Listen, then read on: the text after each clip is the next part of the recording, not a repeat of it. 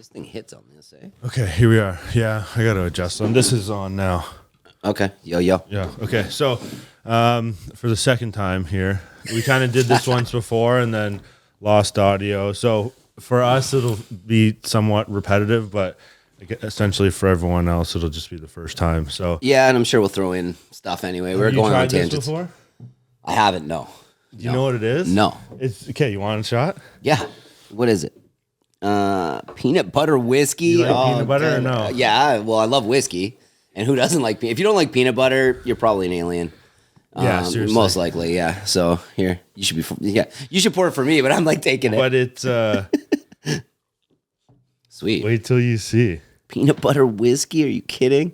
Oh yeah. All right. Cheers. Happy podcast.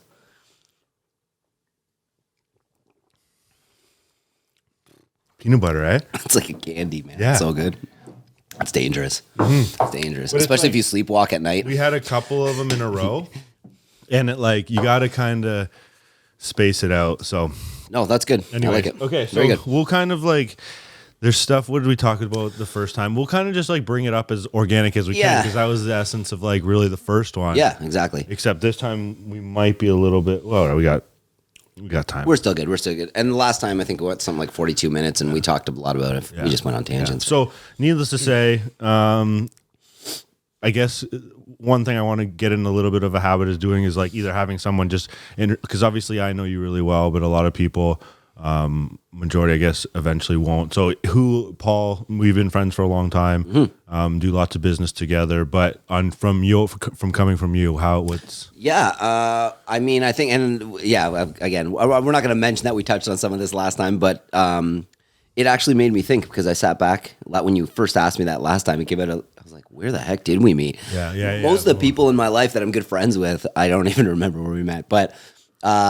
you and I, it was funny because I had worked at Popeyes, the nutrition store here, for years and years and years, and so I was just going to teachers college at the time.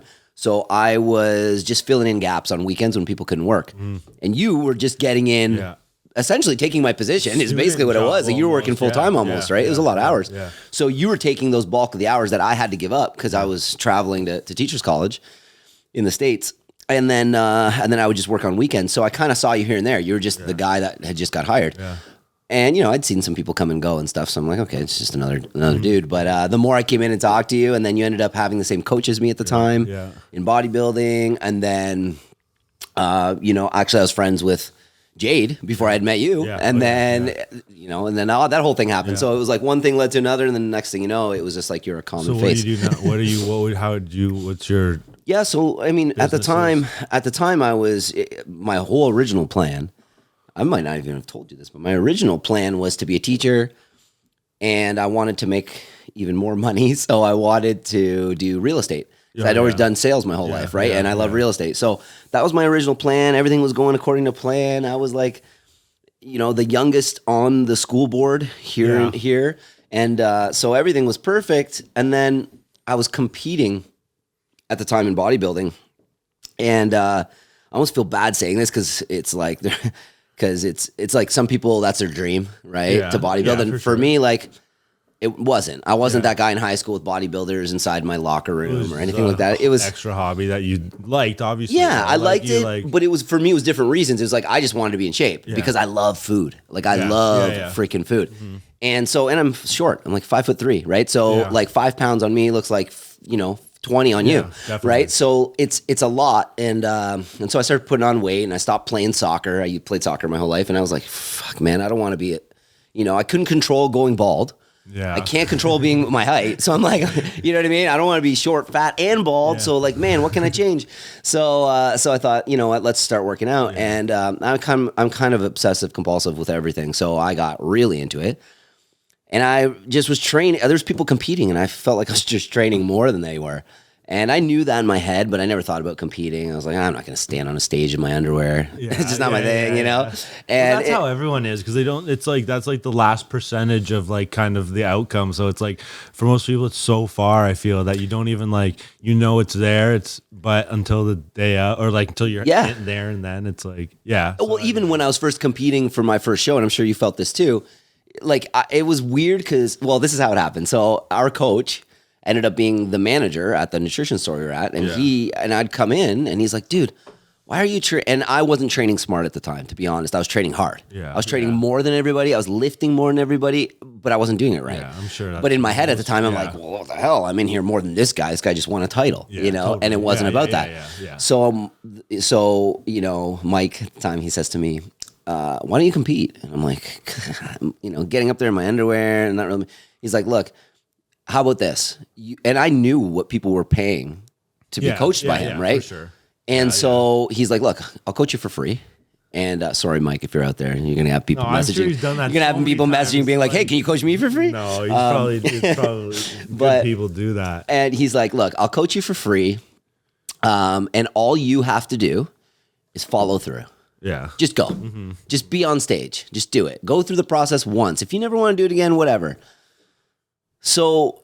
And I don't know if I've ever told him this, so I'm sorry if you're watching this, Mike, but my intention from the beginning, which is bad, by the way, I've asked for forgiveness from God, but I said to myself, well, I'm just going to quit last minute. Yeah. I'm just going to get this free program from him because I know he's awesome. Yeah. I'm going to follow it. I'm going to see what happens. Yeah. But I'm not going to stand on a stage. I'm not going on there in my underwear. Yeah. So I started following this thing, and I remember after the third day, and at the time I was working at the YMCA because I was trying to save money. It was a lot cheaper there for a membership. And I remember getting out on the third day and calling Mike and being like, Mike, like, I'm already done my workout. I feel like I'm just warming up because I was comparing it to my stupidity training before. Right? Being there forever, doing everything under the sun for way too long. I was definitely overtrained. Yeah. And he's like, I know you have the urge, but just try it. And for years, it's funny. One thing I noticed was, yes, I was in there longer. Yes, I lifted heavier than a lot of people that were way bigger than me. Yeah.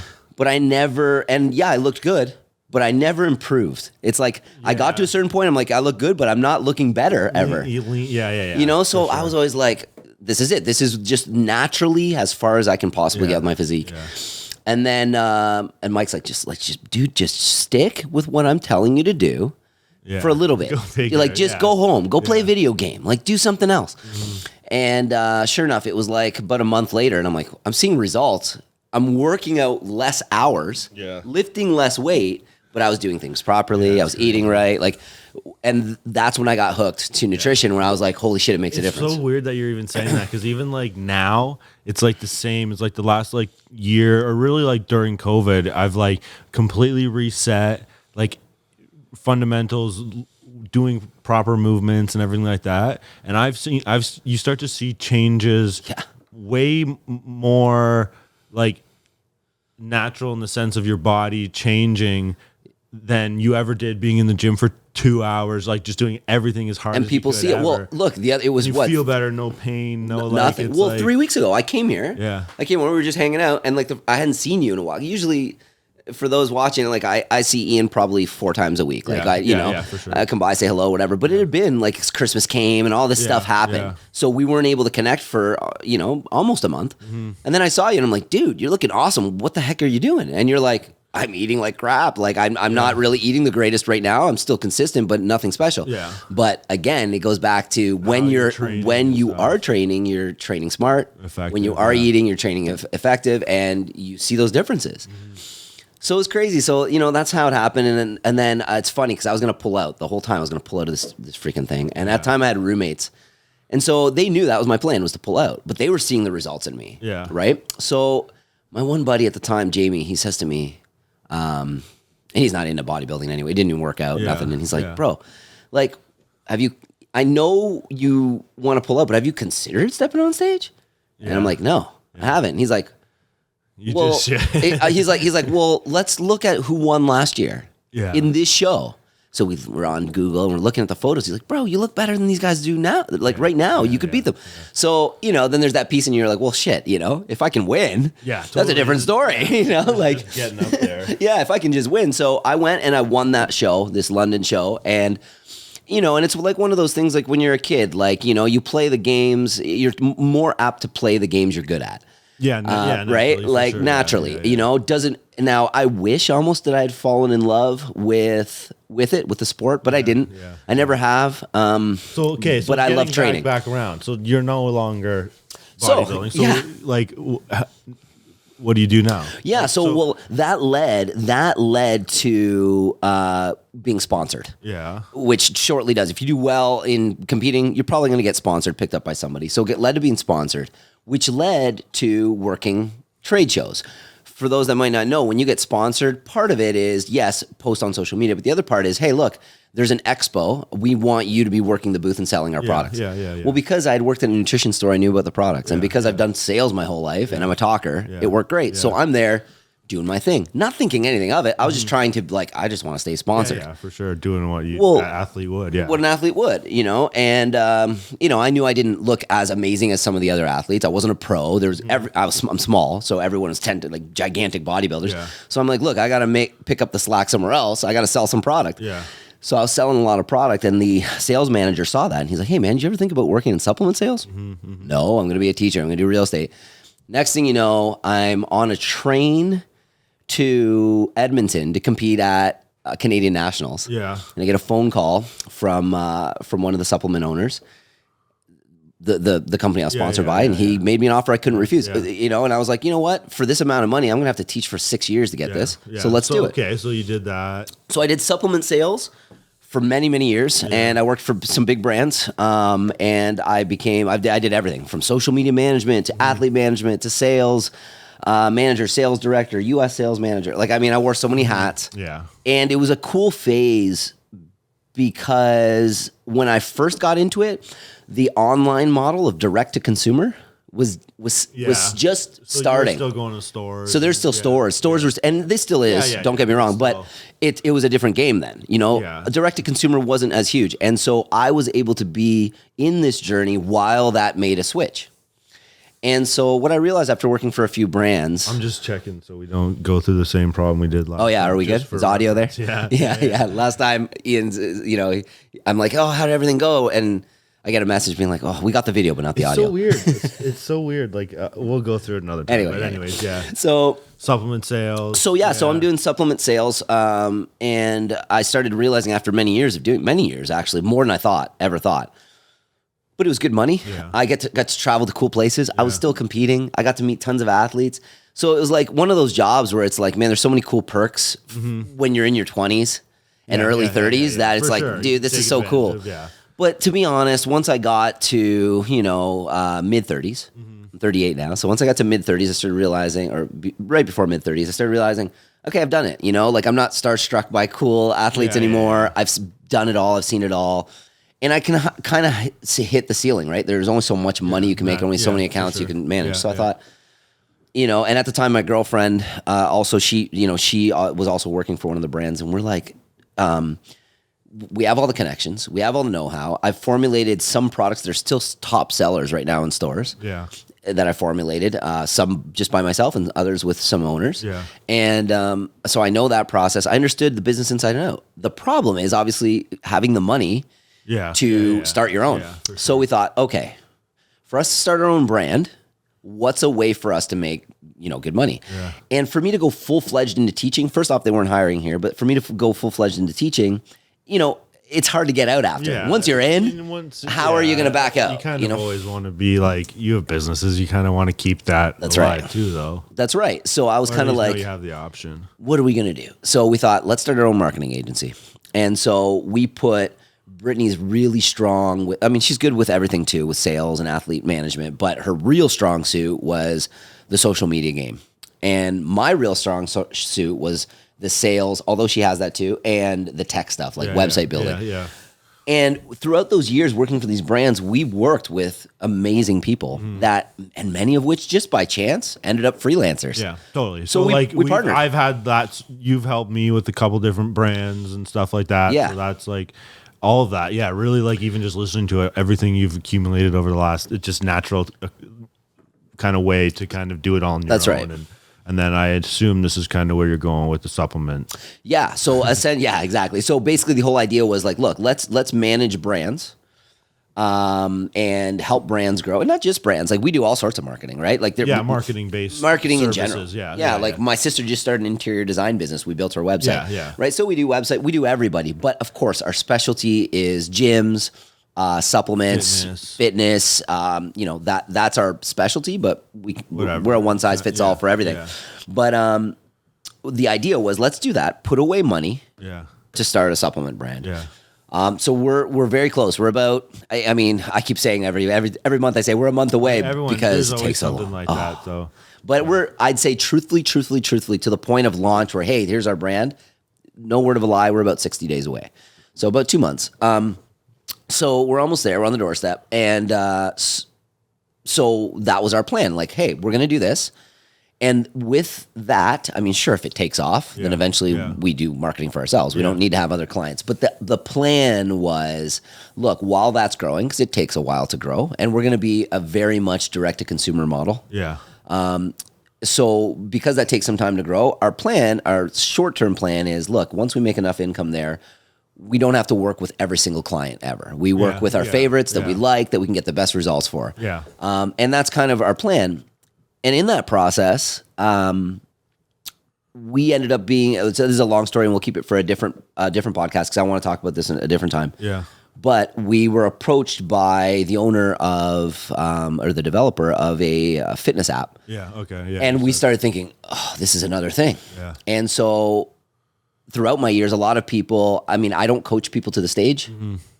Could I? Probably. Maybe. Yeah.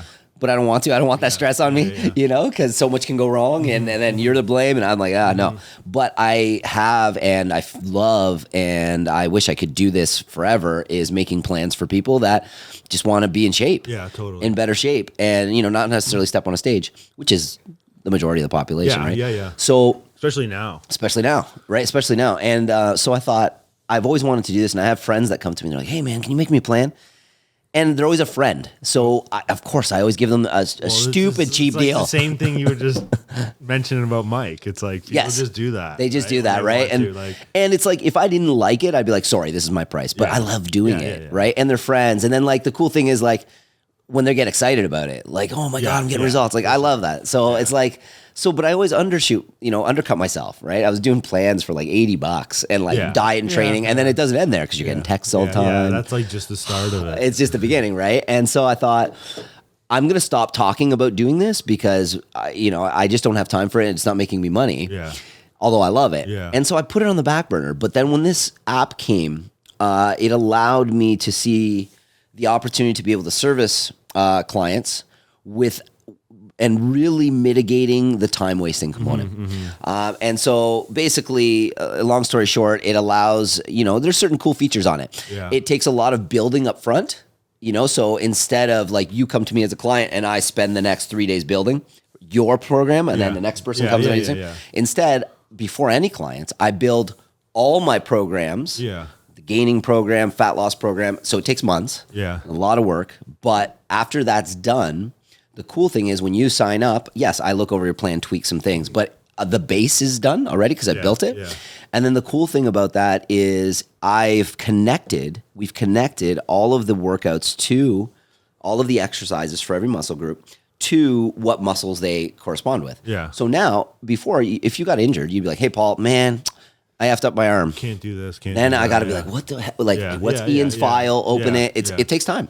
And when you multiply that down, it's just so much. The biggest roadblocks for any trainer, gym. Yes. Kind of for me, although I don't have a passion or anything for that. So, but it's a huge service that the gym, as a whole, doesn't provide that it could. Right. Whereas there's still the individual trainers, but you need to get that, everything providing the framework and the structure and the options is obviously what most, that really the only top percent of trainers with an online presence like that figure out how to take care of.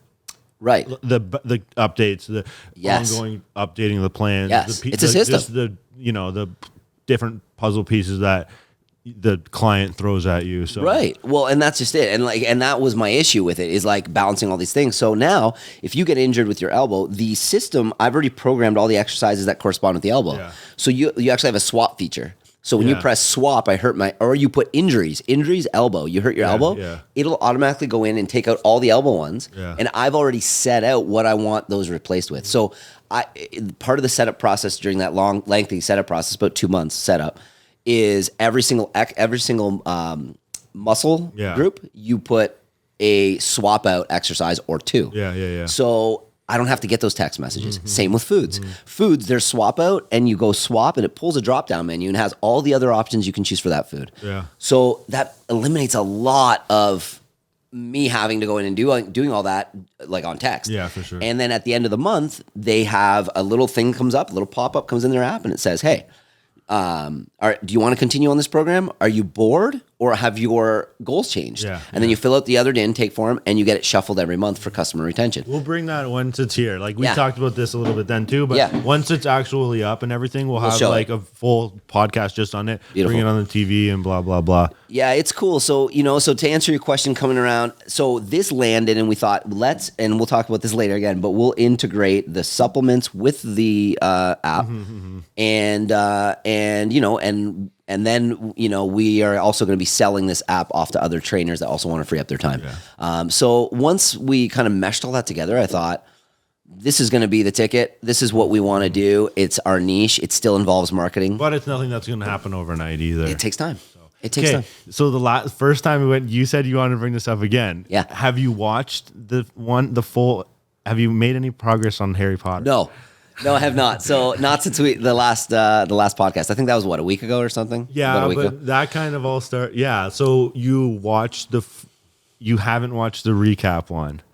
No. So you started watching the recap one and then went back, said pause, went back and watched and you haven't finished all the. No. So here's the thing, and this is I wanted to bring this up again because I know there's a ton of Harry Potter fans out there, so when I say this to people, they're like. Because that what you haven't seen it? Like that, I haven't seen it. They think I'm crazy. I don't know. I think I'm crazy. Honestly, as being like an older, not older, but like that, I was a kid when that was like relevant. You're right. So it's definitely like something that if I was even a little bit younger than I am now, I would have missed it. You would have missed it. But I think being like a grown man now, I still would naturally think that like, I don't know. I would probably assume I'm in the minority seeing it. I don't know, but I feel that. Yeah. It's not, maybe that's. Have you seen them all though? Oh, yeah. Oh, you've seen them all. Like I watched them, I was growing up. Got so it. like, yeah, I don't know. It's funny. Well, we have a little bit of an age. We have a little bit of an age difference too. But I mean, sure. So like I've already mentioned, I'm 38, and I was. So if you kind of go back to the first Harry Potter and what my age was, you got to remember my age, and I remember specifically going to the theater to watch Lord of the Rings. Yeah. That kind of came first, and that was kind of my generation. But like, I don't know Lord of the Rings, which is weird. But like, it's weird because you on your side. Like missing it, being older, a little bit older, right? You assume you're in the minority, not seeing it, correct? But I don't know. I don't know which one would be true. More people. I think the younger you go from my age, the higher the chance of you having watched all Harry Potter. So that's my guess. So we'll split the difference. If you don't have kids, so if you don't have kids, 35 years old, right? 20, 35-year-olds. How many out of 20 you think are like? I was or am / has Harry Potter like out of 35. So if you're 35 out of 20, 35-year-olds, how many have watched? Okay, look, if you've had kids, 20. If you have kids, 20 of those. If you're 35 and you have kids, you've watched it. But if you're 30, you think their kids watched it? I think so. No. Think about how you're not watching Harry Potter with Tatum yet? No, but even a 10-year-old, they're not. Even if you were 35 and you had a 5-year-old. 5-year-old, no. True. That's true. Even 5 years, like true. Harry Potter's not. You're not watching it like you are now. No, you'd have to be around the age of whatever the actor's name, Harry Potter himself is, and he was like 10. He was 10. That was like me. So that's like. So you're his age. You ask. So he was 10 when he recorded the first one. No, I don't know. Oh, was he? No, like 8 or 10. Between 8 and 10. So you'd have to be between 8 and 10 to even understand it. So but how much does it change then if you ask 10 30-year-olds, how many? Because that's like putting them at, that's my age. That's putting them at Harry Potter in their prime time for being Harry Potter fans? Out of 30 of out of 10 30-year-olds. 10 30-year-olds. How many? I bet you the number.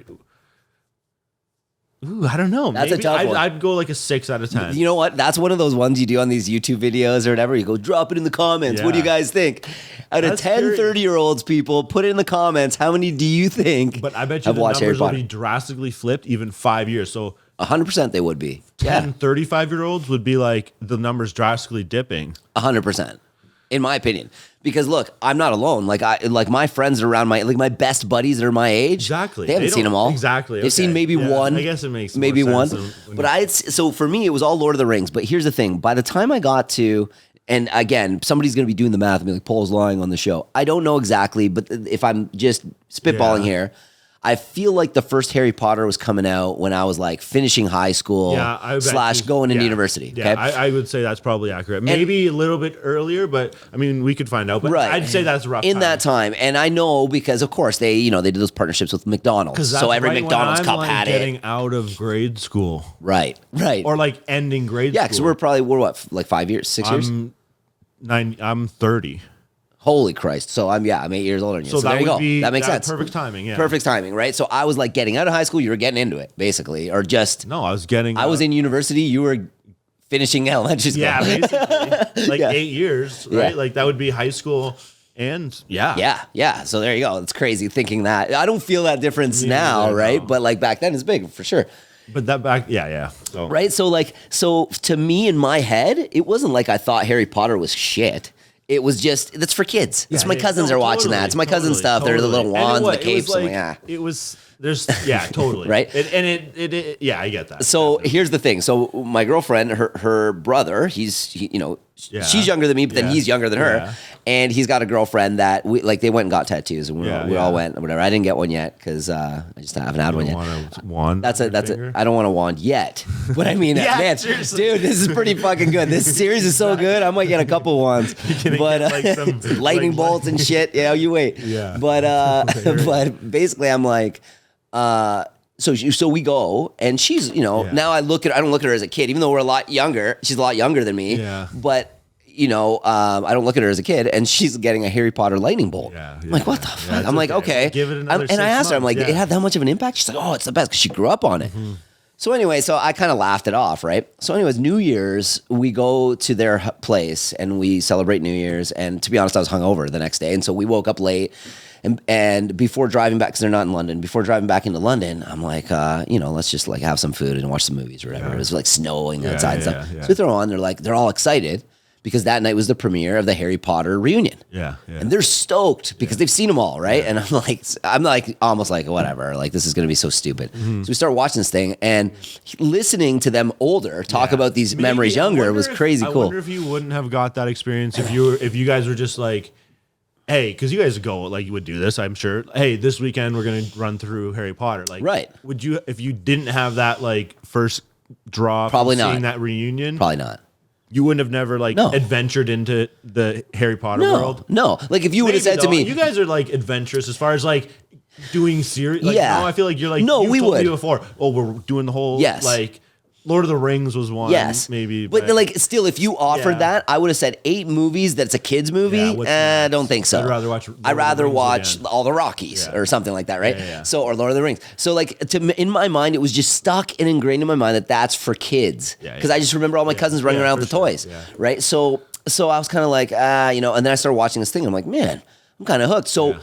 So we got about halfway through, and then we got home. We drove back home to London, and then I throw on the rest, and then like we got in, and like I kept kind of like we were laughing and stuff, and looking at Brittany, like there's stories they were telling that are cool, and then she just pauses it. She's like, "Are you thinking what I'm thinking?" I'm like, "We got to watch it, and we're not going to finish this thing." So we just paused it out, and so we've watched the first, the second, and we're halfway through the third. We're going to finish the third tonight. We're gonna bookmark that in like a little bit. Next time I'll answer the questions. Have to go on. So, but it's pretty cool. I'm not gonna lie, it's pretty cool. I don't at this point. It doesn't really matter if we missed. But because you asked me where I wanted this podcast to go last time, and that just led to a good conversation about just genuine conversations in general, and just like you know, being authentic and blah blah blah. So without like just being as like blatant as like, hey, Paul, ask me that question again. I'm gonna get the answer. So what kind of podcasts, like, or if any, do you listen to? Like, this is my curiosity. I'm not setting this up for anything. But again, it's going to kind of, I'm sure this answer is going to be somewhat the same to the stuff you enjoy. But like, what kind of podcasts do you listen to on a regular basis, if you do? Yeah, I do.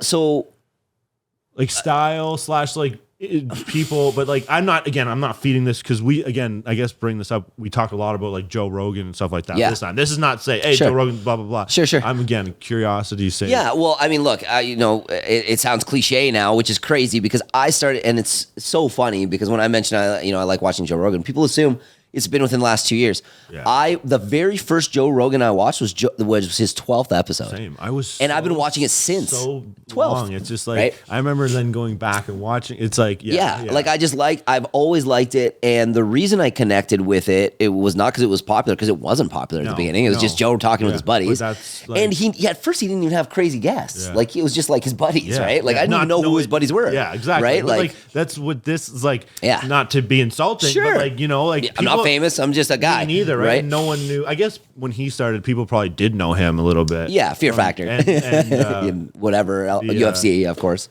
No, the one before that, too. What do you have? Whatever show he was on. Fear Factor. No, he was on a sitcom. Oh, my God. Oh, News Radio. News Radio. So I guess he had a little pull with that. But yeah, ultimately it was like, but he wasn't an A-lister. Just for fun, just like have it on. And he wasn't an A-lister, right? Like he was on those shows, but he wasn't like, it wasn't like, if you walk downtown New York, he wasn't getting mobbed. Yeah. He might now. Do you, putting him just to get past the cliche-ness, do you listen to any others? Yeah. So, well, here's the thing. So Joe Rogan I loved for a reason. I'm going to get into that in a second. And the only other ones that I've really watched more recently, I've been watching Russell Brand. He always used to annoy me. Yeah. Sorry, Russell, out there, but now he doesn't. What are they on? Yeah, sorry, because he'll be listening. Yeah, he'll be listening. Yeah. Well, he knows. Like, it's like high-quality conversations. He's on this. Like, he does... What's he do? What are his? So world issues? World issues. It's things that other people might not want to talk about, right? And so lately, it's been a lot of world issues because obviously, you know, the COVID crap. So, like, would he again? This is fueling my natural that question of like where we want it to go, but with kind of problem solving, like even him. Do you think that you go on to hear him talk about current issues? Like, is it like a journalist more standpoint from Well, here's the thing. So that's the collection of things. So, okay, why do I watch Joe Rogan? Because he's genuine. He's genuine. Yeah. It's like, it doesn't seem, it's not fake. I don't like fake. Yeah. Right. And then why do I watch Russell Brand and like Russell Brand? First off, I'm a little bit of a conspiracy theorist. Yeah. Absolutely. Yeah. I've always liked that stuff. It doesn't mean I believe everybody's a lizard or whatever, but it's nice if somebody says like, I think all the world leaders are lizards. Like, do I believe that? No, but I want to hear their argument because I find that hilarious. Just like Ancient Aliens, the show. I love watching it. Do I believe everything they're saying is correct? No, like they don't even believe it all. Those for two different purposes. Two different purposes, but here's the kicker. This is what they have in common, because if they lost this commonality, they'd lose me. Being genuine. Okay. So when Russell Brand is talking about whatever current issue, he gives his genuine, real opinion inside. There's no agenda. Yeah. He's not getting paid by Big Pharma to say something or this person to say something. He just says, "This is my opinion. What's yours? Tell me below." Yeah. I love that. Yeah. So be you. You still that's good, because I think that's like even coming to a realization right now. That's like a clear difference between someone like the freeness of something like Joe's and then being something that is like still authentic and everything, but just talks on like world issues. On world issues. I would still always want this to be like a conversation rather than like an opinion. Yes. But naturally, all those come out of conversations anyway. True. It's just not structured in a way where, today you're going to be listening to HQCo to get my opinion on something. On this specific But you might get it, like you might tune in to hear a conversation with my friend, and in that we might just shoot the shit about like whatever's and it's on. Two things. It's the genuine, but it's also, if you're genuine, you could be genuine, and all you have on your show are people that think like you. Yeah. That's annoying too. For right? sure. So what I like is Joe will have people like he has disagreements, but what's cool about his disagreements is he doesn't get mad. Yeah. He's able to listen and be cool with it. Same with Russell. Like Russell Brand, he had Candace Owens on. They have totally different political views. Yeah. Candace Owens loves Trump. Yeah, He loved Biden. Yeah. And they just clashed it out and they laughed at each other. They got along each other. They hugged at the end. Like that was awesome. So awesome that like I commented. I'm like, this is a true debate between two adults, man. This is awesome. There's a big like divide in just like listeners listening to certain things like that. Like meaning if you have like people what's it about? Is it like maybe they assume fitness because the gym, blah blah blah. Sure. And it's like I would always feel so bound like having a niche. Like, what's your niche? It's like my niche is I want it just to be everything. You just open up a can of worms on that comment. I want it to be like, I don't want it to be, I want the niche to be, it's a niche of everything. Yes. It's like one of the few shows that like, or whatever podcasts that like, I mean, not one of a few. There's still unlimited things to listen to. Yes. But here's the thing. That's why I like Joe, because his niche is not having a niche. He's just like, if somebody's done something great and he has them on the show, they tell their story and then they connect. You just gain credibility through your realness. Well, we do part of one of the services that we offer is branding, right? Yeah. And we consult people on their branding because a lot of people don't know, right? Like we'll get real estate. One of our recent ones, he's a real estate agent. And he's like, I'm a real estate agent, but I want to set myself apart. I don't want to just be like, I'm your friendly real estate agent, or I'm always there for you. Yeah. So we had to work on specific angles, right? Now, that's technically a little easier because he's like, look, I'm a real, because he's like, this is it. My lane. And I have a personal Instagram and then I have my real estate Instagram. So it's really easy to find little angles for there. Yeah. But like, for example, for us, like we're a marketing agency, right? Yeah. I'm going to be honest. Who the heck wants to follow a marketing agency's Instagram? It's boring. Like it's just another marketing agency. Yeah. So who do they want to follow? Me. Yeah. So and Brittany. So what would that guy do? Just drop his realtor Instagram and put it all in his thing and make it as genuine as possible? And that's the conversation you have to have with people. Have some sort of middle. Right. Because, that's like totally. I get that makes total sense. Right. And that's the thing. And like that was the thing we had to say to him. We said, look, do you want, and he wanted to keep it separate, his personal. So that made it easy for us to decide. But we had to say, don't be surprised when your personal is getting more people asking about real estate for sure than your business. Yeah, because even if you promote, they're gonna like, it's kind of like ties in again how it's like it's like the train here, Kilo walking around. Like I at first I was trying to eliminate all those, make it as like clean. And professional, and it's still like problemless as possible. Sure. And like a couple people were like, no, that's like stuff you can't control. People like, is a train. Okay, stop. We gotta wait for the train to go by. Look at Joe Rogan. Like how many guests are like, I gotta take a piss. Yeah, exactly. Right. Stuff like that, it's like real and it's like human, just like not problems, but like human interactions that people see. We are real people. Like we're gonna sneeze, we're gonna cough. I have to pee. I have to number two. Hey, that could happen, right? So like, and then you have to like pick up the mic for a few minutes. Yeah. So people love authenticity, and that's the problem that I have with niching. And I'm gonna be straight. If my mentors watch this, and they know this because we've talked about this with them, because they push, and most mentors push niching. Yeah. Niche, and really find your niche. The problem is, if you are a person that lives and breathes that one thing, then that works. I think that like, but not everybody does. When comparing it and giving it, like comparing it to this conversation, like a lot of things you probably can't do without having a niche.